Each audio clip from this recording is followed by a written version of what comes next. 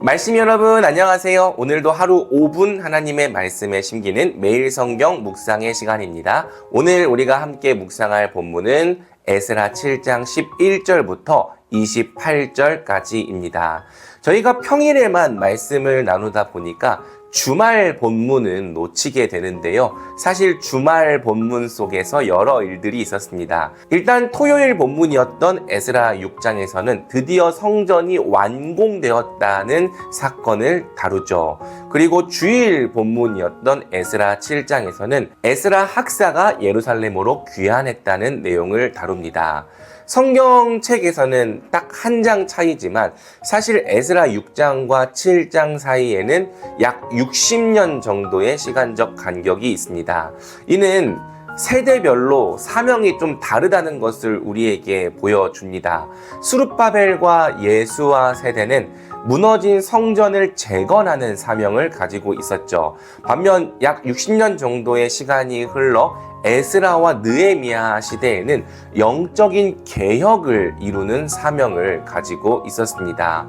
오늘날 우리 한국 교회와도 비슷한 것 같아요. 우리 조부모님과 부모님 세대는 복음화되지 않았던 이 땅 가운데 교회를 세우는 사명을 가지고 살았다면 이제 우리는 그 교회를 하나님의 말씀을 통해 올바르게 개혁하는 사명을 가지고 있다고 할 수 있죠. 에스라가 어떤 사람인지는 어제 본문에서 소개가 되었습니다. 에스라는 아론의 후손, 그 중에서도 사독 계열의 후손입니다. 에스라는 제사장이면서 동시에 하나님의 율법을 열심히 연구하여 준행했던 학사였죠. 그래서 우리가 보통 에스라 학사라고 부릅니다. 에스라 7장 10절에서 본문은 에스라가 했던 결단을 이렇게 말해줍니다.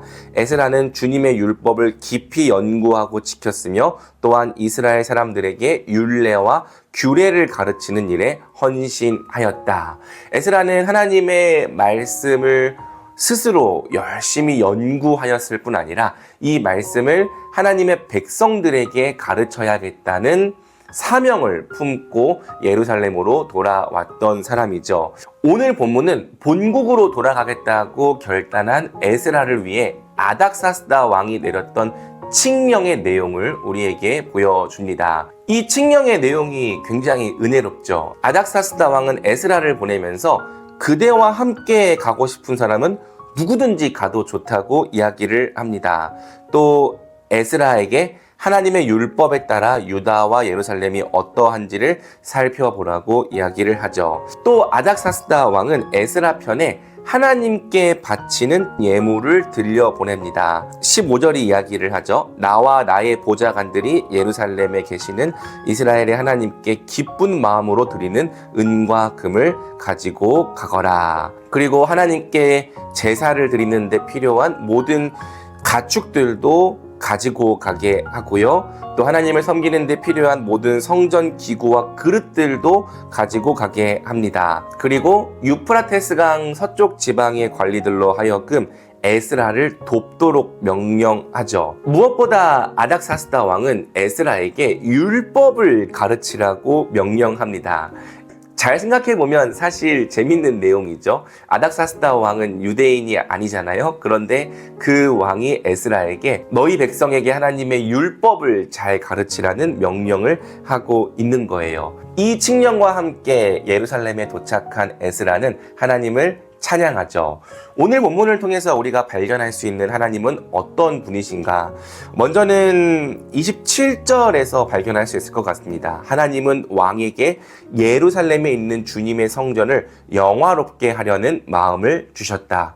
우리가 지난 시간에 살펴본 것처럼 하나님은 그분의 영광을 위하여 굉장한 열심을 갖고 계신 분입니다. 하나님은 온 열방 가운데에서 하나님의 이름이 높임받게 하시고자 아닥사스다 왕에게도 하나님과 그분의 성전을 영화롭게 하려는 마음을 주시는 분이죠. 그리고 또 우리가 발견할 수 있는 하나님은 28절에 나와 있습니다. 하나님은 하나님의 뜻을 행하고자 하는 자를 돌보시고 도우신다는 것. 이처럼 하나님은 그분의 이름이 영광을 받게 하시기 위하여 세상의 모든 것, 심지어 왕의 마음까지도 움직이시고 또 하나님의 뜻을 행하고자 하는 자들을 도우시고 돌보신다는 것이 오늘 본문이 우리에게 알려주는 하나님의 속성과 사역입니다.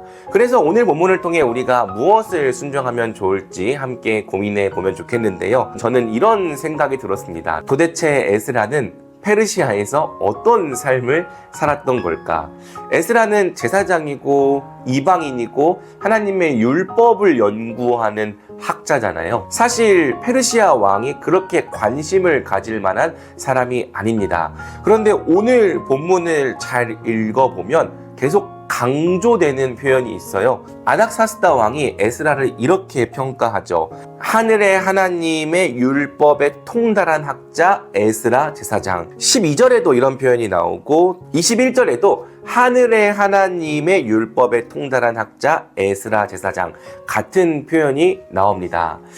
저는 이 말씀을 묵상하면서 에스라는 하나님의 율법을 많이 알기만 했을 뿐 아니라 그 율법대로 살려고 노력했던 사람이구나. 에스라가 하나님의 율법대로 살아가고자 할 때 그 모습이 이방인이었던 아닥사스다 왕을 감동시켰던 것이죠. 아닥사스다 왕도 에스라가 섬기는 하나님께 예물을 드리고 싶다라고 이야기한 것이 아닐까.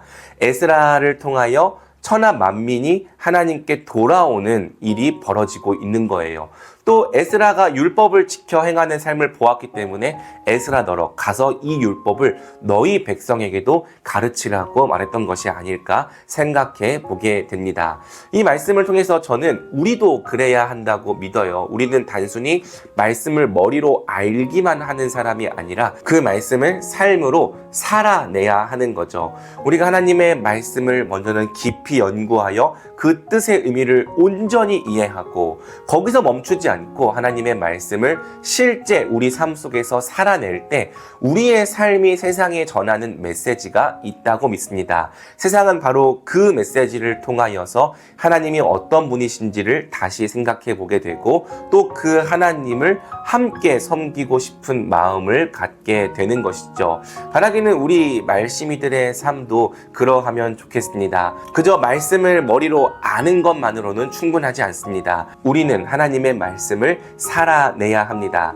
에스라 학사가 말씀을 살아냈을 때 한 나라의 왕이 감동을 받아 그 하나님께 예물을 바쳤던 것처럼 우리가 하나님을 열심히 살아가며 섬긴다면 세상이 우리를 통하여 하나님께 돌아오는 역사가 있을 것이라고 믿습니다. 바라기는 이 말씀을 오늘 우리 마음 가운데 새기며 같이 기도하면 좋겠습니다. 기도할까요?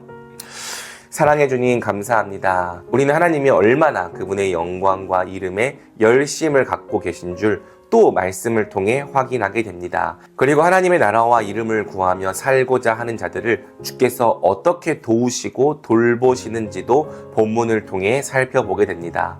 우리 말씀이들도 그렇게 살게 하여 주시옵소서. 먼저 그의 나라와 그의 의를 구하며 살아가게 하여 주시옵소서. 하나님의 이름과 나라, 영광에 열심을 내는 하나님의 백성들이 되게 하여 주시옵소서. 먼저 그 나라와 그의 의를 구할 때 성경에 약속된 것처럼 하나님께서 모든 것을 더하여 주심을 경험하게 하여 주시옵소서. 특별히 우리가 에스라를 통해 하나님 백성의 삶을 본받게 됩니다. 말씀을 깊이 연구하여 많이 아는 것으로 끝나지 않고 거기서 더 나아가 말씀을 살아냈던 에스라, 그 삶을 통해서 한 제국의 왕에게까지 영향을 끼쳤던 에스라의 삶을 보게 됩니다. 주님, 우리의 삶도 그러하게 하여 주시옵소서. 말씀을 단지 아는 것에서 끝나지 않고 우리가 그 말씀의 가치를 삶 속에서 살아내고자 할 때 우리를 통하여 하나님 나라의 아름다움이 드러나게 하여 주시옵소서.